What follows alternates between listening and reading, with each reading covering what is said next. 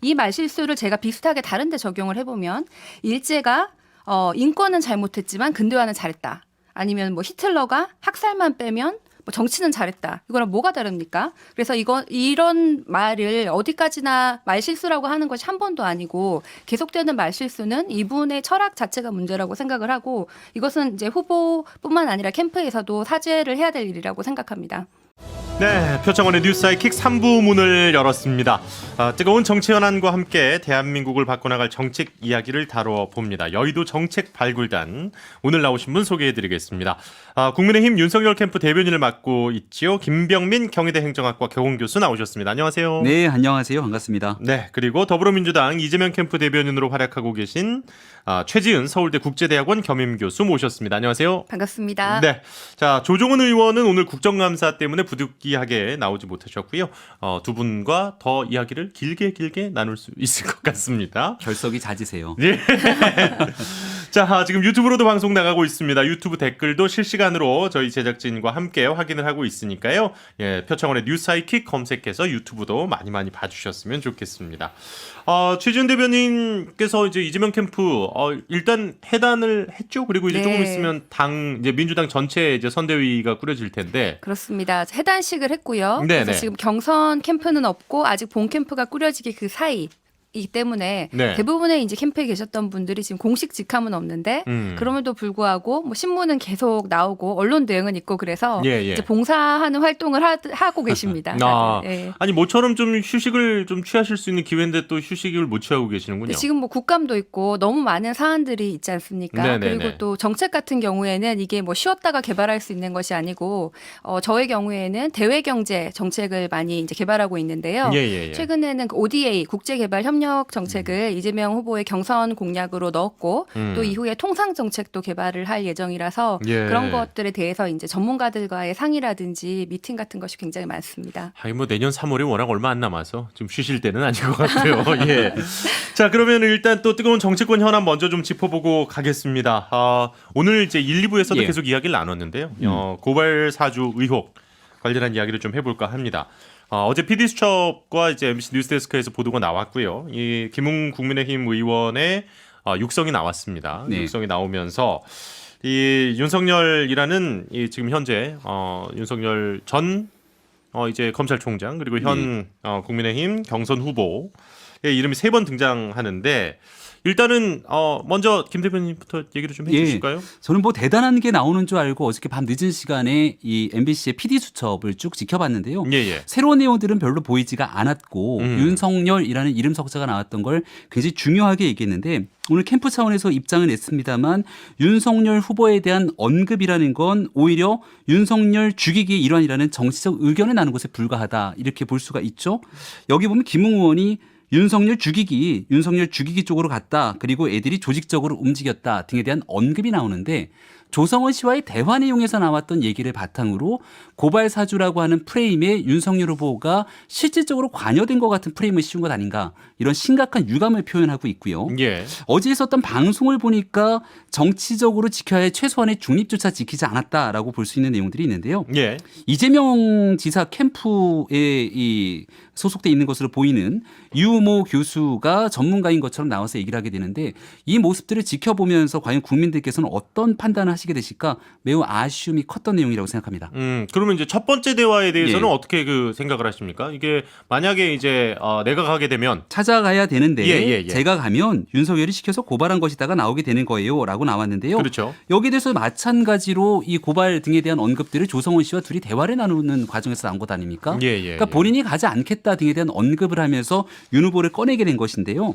그 당시 2020년 4월 2019년 9월 달에 조국 전 장관 수사 이후로 윤석열 당시 검찰총장이 범여권으로부터 상당한 정치적 핍박을 받았던 것 다 기억하실 것 아니겠습니까? 예. 그리고 그 당시 총선 전에는 한동훈 검사장과 관련 그리고 총선 때 검언 유착이라는 해괴한 프레임을 씌워서 선거에 여러 정치권에서 공격들이 들어오게 됐는데 당연히 당시 검찰에서는 윤석열 후보에 대한 언급들 이름들이 늘 회자될 수밖에 없었던 일이기 때문에 그 내용들을 김웅 의원이 언급했을 뿐 이 여기에 나와 있는 녹취록을 바탕으로 도대체 윤석열 후보가 뭐가 어떻게 언급되고 개입됐다는 것인가 이에 대해서 하나도 확인된 내용들은 없다라고 생각합니다. 네, 일단은 그러면 또 우리 최지은 교수 얘기 또 들어볼까요? 아니 일단 녹취록에 윤석열 후보 이름이 언급이 되었고 또 실제로 김웅 당시의 후보도 그렇고 뭐 전 검사도 그렇고 이분들이 왜 이것을 했을까 그 인센티브가 뭘까 그 요인이 뭘까 그러면 윤석열 후보 같은 경우에는 본인의 명예훼손에 대한 것을 이제 얘기를 하고 싶었던 그 이유가 있는 것이죠. 그래서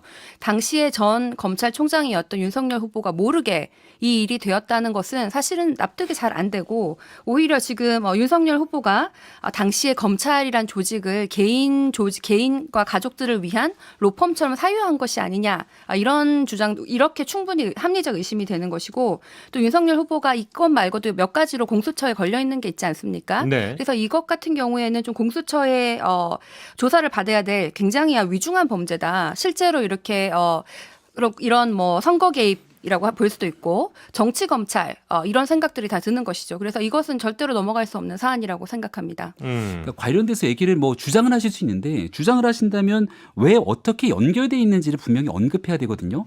관계만 갖고 얘기한다면 오늘 나왔던 뉴스 중에 가장 뜨거웠던 뉴스 하나가 남욱 변호사 오늘 아침에 이제 석방이 되지 않습니까? 예. 이 문제로도 굉장히 뉴스가 뜨거운데 남욱 변호사의 처남이 안민석 의원의 비서관으로 있다. 이런 예. 얘기가 나옵니다. 예. 그럼 이 얘기 가지고 야 이제 얘기 끝났습니다. 이렇게 언급하진 않죠. 굉장히 황당한 일들이 벌어졌다라고 얘기를 하면서 이제 그 다음 단계를 밟아나가는 것 아니겠습니까? 근데 지금 여기에서 이 김웅 의원이랑 예. 조성은 씨 간의 대화의 녹취록이 나왔어요. 그리고 이게 공수처에서 고발이 된 사안이기 때문에 공수처가 수사를 해야 되지 않습니까? 예. 핵심적으로 김웅 의원에 대한 수사를 빨리 해야죠. 근데 김웅 의원에 대한 수사 결과가 어떤 내용인지 나오지가 않았고 손준성 검사에 대한 의혹이 제기되고 있는데 이 고발장이 어디서 작성된 것인지에 대한 진실관계조차 파악이 안 됐습니다. 근데 이 모든 내용들을 다 뛰어넘어서 윤석열 당시 검찰총장이 몰랐을 일이 없다라고 얘기를 하는 순간 문재인 정부에서 일어나는 수많은 범죄 사건들에 대해서 대통령이 몰랐을 일이 없다. 이렇게 주장하는 것과 다르지 않다고 생각하고요. 그럼 일단 그 저희가라는 단어가 나오잖아요. 그 저희가가 나오는데 이제 이 저희가 누구냐? 이제 그렇죠. 이거에 이게 나오면 빨리 나오기를 기대를 하고 계시겠네요. 김웅 의원이 신속하게 이 내용에 대해서 본인은 기억이 안 난다고 하지만 네. 공수처가 수사의 속도를 내면 될 일 아니겠습니까? 안 나오시잖아요. 그거는 국감 끝나고 나오신다고. 그거는 공수처가 수사에 대해서 적극적인 역할을 해야 되는 공수처의 일이고요. 예. 그리고 마찬가지로 이 일에 대해서는 흔히 말하는 피의사실 공표라고 하는 일들이 이곳저곳에서 벌어지고 있는데 예. 마찬가지로 조성은 씨가 이 내용을 제보했을 때 박지원 국정원장과의 만남에 대해서 석연치 않다. 이를 제보사주라고 얘기하면서 공수처에 고발하게 됩니다. 예. 근데 관련된 내용들의 수사의 속도를 내고 있는 것인가 이런 얘기들을 지켜보게 되면 지금 국민의힘에서는 대통령 경선이 한창이고 예. 바로 이 지점에서 어떤 뉴스가 어떻게 나오는지에 따라 표심에 영향을 미칠 수 있거든요. 이런 게 정치에 실질적으로 개입할 수 있는 여러 가지 의구심을 키우는 터라 저는 적어도 대한민국 대통령 선거에서 오해를 살 만한 일들은 최소화시키는 것이 어떨까라고 거듭 알겠습니다. 제안드립니다. 아니 뭐 이게 없는 얘기가 나왔던 것이 아니라 그 녹취록에 윤석열이라는 이름이 3번 등장했다. 그 예. 사실에 대한 것이고요. 거기에 대해서만 해도 충분히 이제 판단 알아서 하실 거고 그리고 사실 만약에 윤석열 후보가 정말로 관련이 있는 것으로 드러난다면은 이거는 뭐 이 사안만 해도 대통령 후보가 될 자격이 없는 아주 중차대한 범죄 사실 아닙니까? 그러니까 충분히 국민들이 이렇게 가까이서 지켜보려고 하시는 거죠. 자, 오늘 뭐 이 주제만 얘기할 건 아니니까요. 예. 네. 사실 뭐 그 김 대변인께 더 많은 시간을 제가 오늘 예. 드렸기 때문에 다음 예. 주제로 좀 넘어가도록 하겠습니다. 최 교수께 좀 네. 양해를 좀 부탁을 드리고요. 네. 어쨌든 또 뜨거운 이슈가 또 이것도 있었습니다만 역시 그 지난 월요일과 오늘은 국정감사 얘기를 안 할 수가 없을 것 같습니다. 그렇습니다. 대장동 의혹 관련해서 이제 경기도 국정감사가 있었고 오늘은 또 이제 국토위 국정감사가 있었는데요. 오늘 두 분 뭐 국감 다 어쨌든 관심 있게 좀 보셨을 거 아니에요. 어떻게 네. 보셨는지 먼저 우리 최 교수님 얘기부터 좀 들어볼까요? 네, 사실 그 국감 하기 전에 저희 캠프 측도 그렇고 당 지도부도 그렇고 국감 안 나가시는 게 좋겠다 이렇게 후보한테 건의를 드렸는데 후보님이 그냥 본인이 그냥 나 하겠다 이렇게 발표를 해버리신 거예요. 예. 그래서 그때는 사람들이 이거 좀 너무하신 거 아니냐 이렇게까지 생각을 했는데 지금 다들 잘 나가셨다. 정말 나가셔가지고 당당하고 떳떳하게 잘 해명을 하셨다. 그래서 대장동 의혹이 많이 풀렸다 이렇게 얘기를 하고 또 이게 이재명 후보가 정말 청렴하고 잘못한 일이 없으니까 아주 당당하게 나갈 수 있었던 거 아닙니까? 그리고 정말 돈 받은 저한테 사람은 자꾸 동의를 구하지 마시고요. 제가 여기서 저도 모르게 그렇죠라 뭐 이렇게 얘기하면 제가 되게 이상해지니까 예. 그리고 돈 받은 사람은 지금까지 드러난 사람은 곽상도 의원의 그 아들을 비롯해서 다 예. 국민의힘과 관련된 사람들이죠. 그래서 돈 받은 사람들이 범인이다. 예. 이것이 이제 문제가 주요 결과고 그리고 이재명 후보는 청렴했다. 이런 것이 지금 주요 결과로 알겠습니다. 남아 있습니다. 예. 네, 김 대변인. 진보정당인 정의당의 심상정 의원의 오늘 패널 판넬에서 나왔던 네네네. 메시지가 회자가 많이 됐는데요. 돈 받은 자 범인 예. 그리고 설계한 자는 죄인 이런 얘기를 정의당인 심상정 의원마저도 하고 있기 때문에 예. 국민들께서는 국정감사를 통해서 진솔하고 솔직한 화천대유 대박이 화천대유 범죄가 과연 어디에서 시작됐는가에 대한 솔직한 답변을 듣고 싶었을 텐데 이재명 지사가 달변 아닙니까? 그러니까 제기되고 있는 많은 얘기들에 대해서 이런저런 이유를 들면서 피해간 것 같다는 생각이 드는데 국민들의 마음까지 움직이지는 못했다고 저는 생각을 합니다. 예. 대표적으로 본인이 기억이 나지 않는다라고 선택적인 기억을 강조했던 지점이 있는데 유동규 전 본부장 임명 같은 경우 정말 중요한 일이거든요. 그거는 해명을 했죠.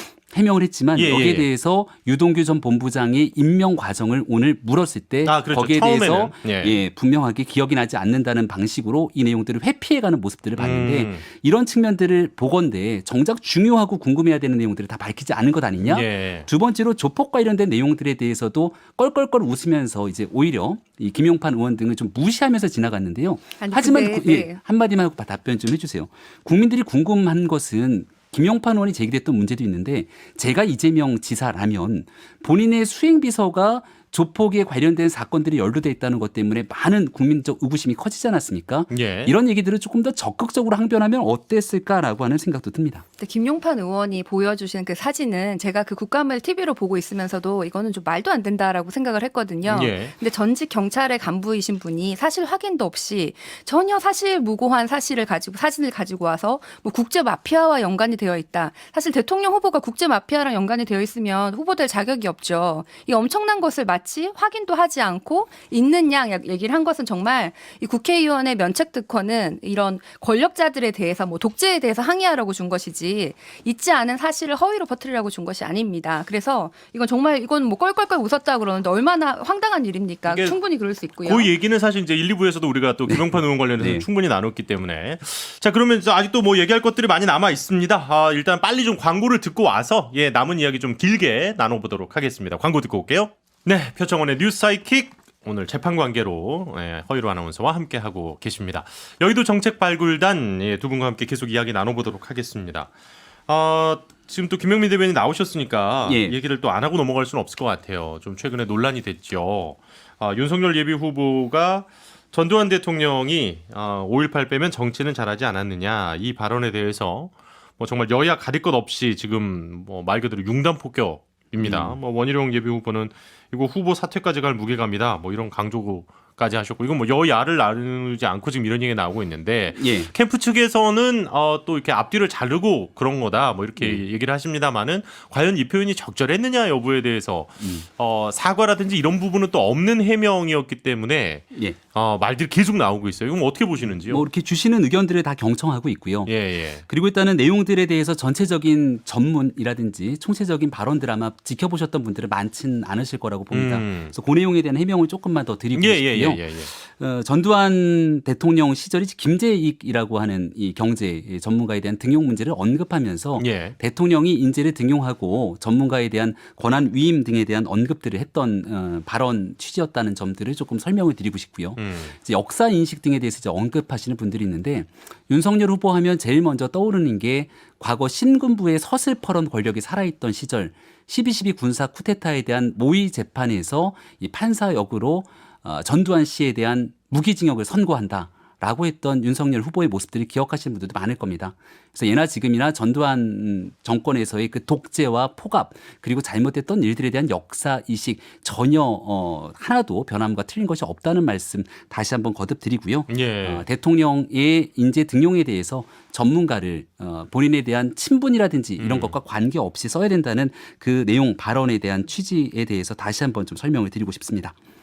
저는 이게 처음에 말실수를 막 하셨을 때는 이분이 그냥 이제 정치인이 된 지 얼마 안 돼가지고 실수를 예. 하셨다 이렇게 했는데 이게 계속 반복되니까 이분의 근본적인 철학과 그 역사 인식이 대부분의 국민 그리고 심지어는 국민의힘 지지자들과도 굉장히 다르다 이런 생각이 드는데 이 말실수를 제가 비슷하게 다른데 적용을 해보면 일제가 인권은 잘못했지만 근대화는 잘했다. 아니면 뭐 히틀러가 학살만 빼면 뭐 정치는 잘했다. 이거랑 뭐가 다릅니까? 그래서 이런 말을 어디까지나 말실수라고 하는 것이 한 번도 아니고 계속되는 말실수는 이분의 철학 자체가 문제라고 생각을 하고 이것은 이제 후보뿐만 아니라 캠프에서도 사죄를 해야 될 일이라고 생각합니다. 뭐 반론하실 거 있으십니까? 아니면 예, 뭐 충분히 의견을 다 경청하고 있고요. 예. 예, 앞서 설명드렸던 것처럼 대통령의 역할에 대해서 설명했던 부분이고 뭐 전두환 대통령에 대한 뭐 긍정적인 평가나 이런 내용이 아니라 예. 여기에 있었던 이 권한 위임 그리고 참모에 대한 등용에 대한 언급이었다. 그리고 당시에 있었던 독재와 포갑에 대해서 보다 강력하게 오랜 과거 역사부터 충분하게 문제 제기를 하고 있는 그 상황 전혀 변함이 없다는 말씀을 다시 한번 드립니다. 알겠습니다. 뭐 더 하시고 싶은 얘기 있어요? 이 이슈와 관련해서 뭐 충분히 하셨습니까? 네, 저는 뭐 후보자가 직접 사죄를 해야 될 일이라고 생각을 합니다. 너무 김병민 대변인님이 좀 고생을 많이 하시는 것 같은데 네, 후보자에게 예. 직접 듣고 싶습니다. 알겠습니다. 뭐 일단 정책 얘기를 이제 좀 해야죠. 저희 정책 발굴단이니까 네. 예. 정책 얘기를 좀 하겠습니다. 사실 이게 뭐 웃으면서 할 얘기가 아닙니다. 지금 이제 민주노총이 오늘 오후 곳곳에서 총파업 집회가 열렸습니다. 노동운동, 총파업, 뭐 노동 정책에 대해서 이야기를 오늘 좀 해볼까 하는데요. 노동조합과 이제 노동운동에 대한 생각이 이제 양 캠프는 어떻게 갖고 계시는지가 일단 궁금합니다. 아주 좀 큰 얘기에 대한 아주 좀 짧게 큰 줄기로 좀 이야기를 좀 해주시죠. 일단은 불법 그 노조의 불법 총파업에 대해서는 아마 많은 국민들께서 왜 꼭 저래야 할까라는 생각을 가지실 겁니다. 예. 특히 코로나 시기이기 때문에 집합이 금지되어 있는 상태 속에서도 여전히 불법 집회를 강행하면서 국민께 걱정을 끼쳐드렸던 일들이 많기 때문에 노동자들의 권익을 보호하기 위해서 목소리를 외치는 건 당연한 헌법상의 권리지만 예. 이 내용들을 폭력적인 집회라든지 특히 코로나 시기에서 방역 지침들을 위반하면서까지 일어나는 일들에 대해서는 국민의 눈살을 찌푸리는 경우들이 적지가 않죠. 일단 노조에 관련된 불법 집회, 이 민주노총의 총파업 등에 대한 언급을 하셨기 때문에 이런 일들은 분명한 법 집행이 이루어져야 된다는 말씀을 좀 먼저 드립니다. 예.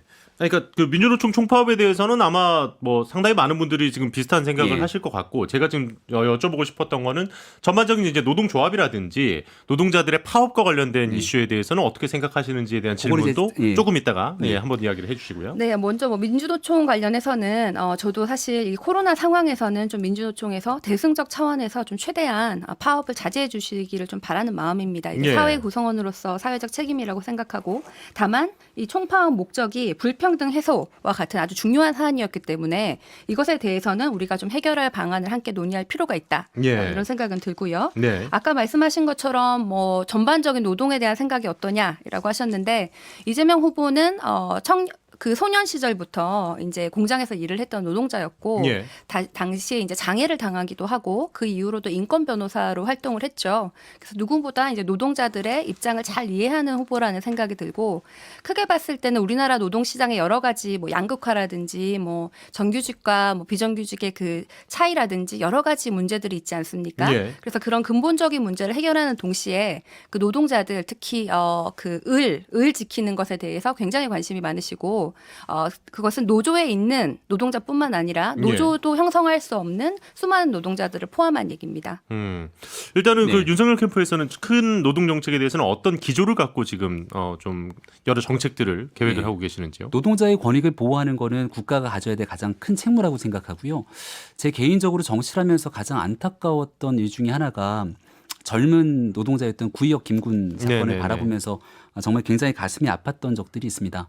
그러니까 정작 보호받아야 될 노동자들의 가장 어려운 권익들을 보호받지 못하는 상태에서 기득권으로 불릴 수 있는 노조가 과도한 불법 집회를 통해서 국민들의 시선을 오히려 편견을 가지게 만드는 것은 아닌가에 대한 생각을 갖고 있고요. 예. 그래서 당시 국민의힘으로 당을 변경하면서 당명을 변경하면서 비대위를 맡았고 네네. 정강정책에서도 노동자의 권익들을 두텁게 보호해야 된다는 얘기들을 굳건하게 넣었던 이유기도 합니다. 예. 그래서 마찬가지로 이 노동자의 권익을 보호하기 위해서 이 법의 보호망 테두리를 강하게 갖춰놓기 위해서 소외되거나 이 눈에서 보이지 않는 그런 노동자의 권익 보호와 함께 분명하게 이 권익의 차이가 나게 되는 건 충분하게 기득권을 갖고 있음에도 불구하고 과도하게 불법적인 형태로서 이 노동자들에 대한 인식들을 잘못 가져가게 만드는 일에 대해서는 법의 분명한 평가가 강조될 수 있도록 해야 되는 두 가지 측면들을 좀 강조하고 싶습니다. 제가 한 가지 여쭤볼게요. 예. 김병민 대변인님은 노동자에 대한 굉장히 중요한 것을 같이 공유하시고 많이 생각하시는 것 같은데 김병민 대변인님이 대변하시는 그 후보님은 노동자들에게 120시간이라도 일하게 해야 된다라는 발언을 하셨어요. 그래서 실제로 그 노동 시간에 대해서 그리고 노동자의 권리에 대해서 어떤 입장을 도대체 가지고 계신 겁니까? 이런 얘기들이 이제 가짜 뉴스다라고 저는 좀 얘기를 하고 싶은데요. 예. 120시간을 일해야 된다는 얘기가 아니라 후보자가 청년들과 함께 만나서 이야기를 하는 과정에서 전해들은 얘기를 하게 된 겁니다. 우리가 지금 노동 시간에 대해서 52시간 근무제에 대해서도 긍정적인 평가와 함께 산업 현장에서 겪고 있는 어려움들 또 실제 노동자들도 이 52시간 근무제에 대해서 비효율적인 문제들을 제기하기도 합니다. 예. 특히 스타트업 같은 공간에서는 여기서 훨씬 더 탄력적으로 일할 수 있는 시간들을 늘려줘야 된다라는 얘기를 들었기 때문에 네. 이렇게 말하는 부분들도 있더라라고 얘기를 했던 것이고요. 노동자들에 대한 권익들을 보호하기 위해서 현재 있는 노동자들의 권익 보호도 중요하고 두 번째로는 실제로 일할 수 있는 그 노동의 일자리를 많이 만들어줄 필요가 있게 되는데 그러기 위해서 균형 잡힌 시각들을 강조했던 측면들을 후보께서 언급했고 그 누구보다 노동자들의 권익 보호에 대해서 깊은 관심을 갖고 있다는 말씀도 함께 드립니다. 아마 지금 두 분이 다 얘기하고 계신 것 중에 가장 큰 문제가 아마 이제 노동 시장의 양극화하고 이제 어떻게 보면 이제 고용 안정성과 고용 유연성 뭐 쉬운 해고 가능 뭐 이런 이슈들도 꽤 이제 전 정부부터 계속 나왔던 얘기 아니겠습니까? 뭐 그렇다 보니까 뭐 말씀해 주신 것처럼 뭐 대기업과 중소기업의 격차 그리고 이제 정규직과 비정규직의 뭐 임금 격차부터 뭐 사실 이제 임금은 비슷하다 하더라도 나머지 복지라든지 이제 이런 것들도 이제 포괄적 임금이라 그러잖아요. 네. 예, 이런 것들을 포함했을 때의 큰 격차. 이런 양극화가 갈수록 커지고 있는데 이것에 대한 해결 방안은 뭐 양쪽 캠프는 어떻게 좀 마련을 하고 계시는지도 궁금합니다. 네. 뭐 일단 예, 먼저 교수님. 네, 뭐 제일 먼저 그 비정규직의 규모를 줄일 필요도 있지만은 동시에 이 비정규직이 처우가 훨씬 더 좋아지게 해야 된다고 생각을 합니다. 그래서 예. 우리나라 같은 경우에는 정규직과 비정규직의 임금 격차도 크고 말씀하신 것처럼 처우도 굉장히 큰데 미국 같은 경우에는 제가 지난번 옛날에 일했던 국제기구니까 좀 다른 상황이겠지만은 예. 비정규직은 월급을 더 많이 받아요. 왜냐하면은 일하는 시간은 오히려 근데 직업의 안정성이 없고 연금과 같은 혜택이 없기 때문에 예. 그래서 이게 동일 노동 동일 임금이 아니라 공정 임금인 거죠. 같은 노동을 했을 때 비정규직은 오히려 돈을 많이 받는 것이 공정 임금이라고 예, 생각을 예, 하고 예, 예. 그래서 이 비정규직의 처우를 개선해서 비정규직과 정규직의 그 차이를 줄이는 것이 굉장히 중요한 일이라고 생각을 하고 지금 우리 청년들한테 뭐 눈을 낮춰라 지금 중소기업 하면은 일이 많다 중소기업에서는 사람을 못 구하고 있는데 너 오히려 중소기업 인력난이다. 가라라고 예. 하는 거는 굉장히 꼰대적인 발상이라고 생각을 해요. 네. 그 중소기업의 환경을 좋게 만들어줘야지 청년들에게 뭐 중소기업이 지금 열악하면은 무조건 가라고 하는 것이 아니라 중소기업에서 일해도 충분히 좋은 환경을 만들어줘야 되는 거죠. 그래서 이 격차 줄이는 것이 굉장히 큰 문제고 거기에 대해서는 필요하면은 정부가 뭐 보조금을 지원한다든지 예. 이런 식으로 적극적으로 개입할 필요도 있다고 생각을 합니다. 정부의 개입을 이용해서라도 이 네. 격차 사회적 격차는 줄일 필요가 있다라고 생각을 네, 하시고요. 근데 사회적 격차를 줄이는 것과 동시에 저는 오히려 지금 코로나 같은 상황에서는 고용 안정성이 중요하지만 좀 장기적으로 경제 상황이 좋아지면은 오히려 노동 유연성은 필요하다고 생각을 하거든요. 그래요. 근데 다만 이게 정규직은 굉장히 보호받고 비정규직은 보호 못 받는 것이 아니라 정규직과 비정규직이 동시에 좀 노동이 유연해질 필요가 있는데 한편으로는 또 사회 안전망에 수반돼야 되겠죠. 내가 근데 이제 이 노동 유연이라는 게 뭐 말 그대로 이제 유연하면 괜찮은데 이게 마치 그 사람을 쉽게 자르는 유연성과 관련되게끔 지금까지는 계속 이어져 왔지 않습니까? 그렇습니다. 그래서 네. 이 노동 유연성이란 말이 그대로 안 들린다는 게 네. 사실 문제 아니겠어요? 네, 그러니까 이 노동 유연성은 쉽게 자르는 것뿐만 아니라 쉽게 취업할 수 있는 것도 유연한 거잖아요. 네네네. 그리고 예를 들어서 이 업무 시간에 대해서 좀 탄력적으로 1년 정도는 뭐 이렇게 좀 쉬게 한다든지 여러 가지 유연성이 있는데 저는 좀 포괄적 의미에서 유연성이 필요하고 그리고 사실 이게 정규직과 비정규직의 차이가 굉장히 큰 것 중에 하나가 또 노동 유연성이라고 생각을 그렇죠. 하거든요. 예, 예. 전반적으로는 그 비정규직의 노동 환경이 좋아져야 되지만 오히려 사회 안정망이 굉장히 강화됐다는 그 전제 하에서는 노동 유연화도 같이 좋은 일자리를 더 많이 만들기 위한 목적으로 고려될 수 있다고 생각을 네, 합니다. 김병민 네. 대변인님. 어려운 얘기이기 때문에 말씀하시면서도 그 여러 가지 고민들이 있으셨던 것 같고 얘기에 공감하는 부분들도 많이 있습니다. 예. 그러니까 우리가 일자리를 좀 많이 만들어내기 위해서 고용 유연화가 필요하다 이런 주장도 하게 되는데 예. 하지만 이 고용 유연화를 일방적으로 밀어붙이게 되면 쉬운 해고 때문에 일자리를 잃게 되는 분들에 대한 안정적인 문제가 해결될 수 없는 상황들이 있기 때문에 점진적으로 고용 유연화를 해나가야 되는 것은 맞습니다만 예. 해고를 쉽게 하는 고용 유연화를 일방적으로 밀어붙여서는 안 된다는 입장들을 갖고 있습니다. 그럼 거기에 대해서 이제 어떤 점들을 보완하면서 유연화 정책들을 같이 함께 끌고 가야 될 것인가가 고민일 텐데요. 예, 예. 실업급여에 대한 충분한 보장이라든지 직업 재교육 시스템의 강화라든지 사회 안전망을 어느 정도로 강화시키면서 중간에 합의를 이끌어낼 수 있는지에 대한 고민들이 필요하기 때문에 아마 최지은 대변인께서 얘기하셨던 내용들과 큰 틀에서 차이는 없을 거라고 생각하고요. 그럼 제가 두 다만 분께 딱 말씀 왜냐면 맞아 하시고요. 요 얘기는 이제 예. 고용 맞아 안정과 하시고요. 유연화에 대한 얘기고 예, 예. 말씀 주셨던 노동시장 양극화에 대해서도 아까 비정규직의 처우 개선 얘기 잘 들었는데요. 근데 중요한 건 하고 싶은 이상들은 많은데 이 일자리는 결국 민간 영역에서의 영역인 것이고 이거 정부가 예, 예. 다 해줄 수는 없는 것 아닙니까? 네. 이 양극화를 해소하기 위해서는 원인을 좀 진단할 필요가 있는데 지금 대기업과 중소기업 또 2차 제조업과 3차 서비스 산업 이 양극화가 심해지고 있는 기본적인 원인은 생산성 격차에서 있을 수 있다고 생각을 합니다. 예. 그럼 이 부분의 생산성을 키워내기 위해서 정부가 어디 집중할 것인가가 고민이 필요한데 4차 산업혁명, ICT 기술이라든지 이런 걸 접목시켜서 중소기업의 경쟁력을 강화시킬 수 있는데 정부가 역량들이 집중해야 되고 여기서 좋은 일자리가 넘쳐나게 만들면서 이런 지금 말씀하셨던 노동시장 양극화를 자연스럽게 민간에서 해결할 수 있는 마중물 역할을 정부가 터야 된다고 생각을 합니다. 예. 아니 두 분께 요게 갑자기 궁금해져 가지고요.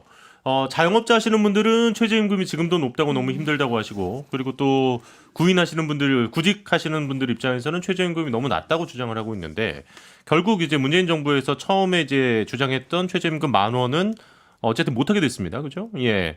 내년도도 10,000원이 안 됐기 때문에 두 분이 생각하실 때 최저임금 지금 적당합니까? 아니면 좀 더 올라가야 된다고 생각하십니까? 이거는 개인적인 걸 제가 저부터 궁금해서. 얘기를 할까요? 너무 급격한 시기에 최저임금을 많이 올려버렸죠. 또 경제적인 상황이나 환경들도 고려해야 되는데 이런 일들에 대한 고려 없이 정치적인 목적 달성을 위해서 섣부르게 갔던 것 아니냐라는 생각이 들고요. 예. 최저임금의 급격한 인상은 결국 소득주도 성장과 맥이 닿아 있고 예. 소득주도 성장의 핵심이라는 건 어려운 분들의 주머니를 두툼하게 만들어줘서 경제를 활성화시키겠다는 것 아니었습니까? 근데 최저임금의 인상을 통해서 일부 경제적인 소득들이 늘어났을지는 모르겠는데 급격한 물가 인상 그리고 심지어 부동산 가격에 대한 폭등으로 인해서 내 가처분 소득이 늘어났다고 판단하는 분들이 많지는 않은 것 같습니다.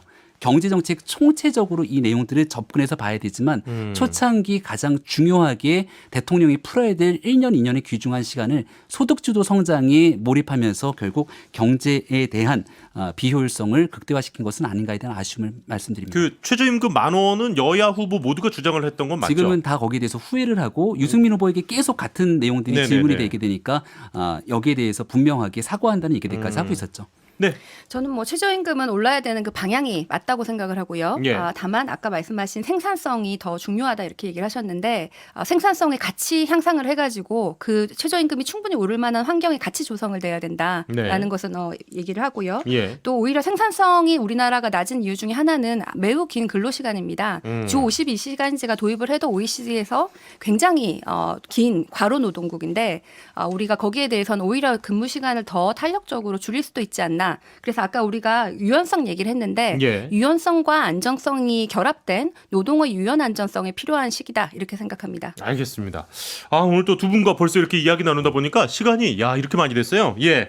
자, 여의도 정책 발굴단 벌써 마칠 시간 다 돼버렸습니다. 지금까지 또 여러 이야기 함께 나눠주신 윤석열 캠프 대변인으로 활동 중인 우리 김병민 교수 그리고 더불어민주당 이재명 캠프의 대변인을 맡으셨던 이제 뭐 다시 또 당 열리면 가시겠죠 뭐. 최지훈 교수 두 분 함께 해주셨습니다. 고맙습니다. 고맙습니다.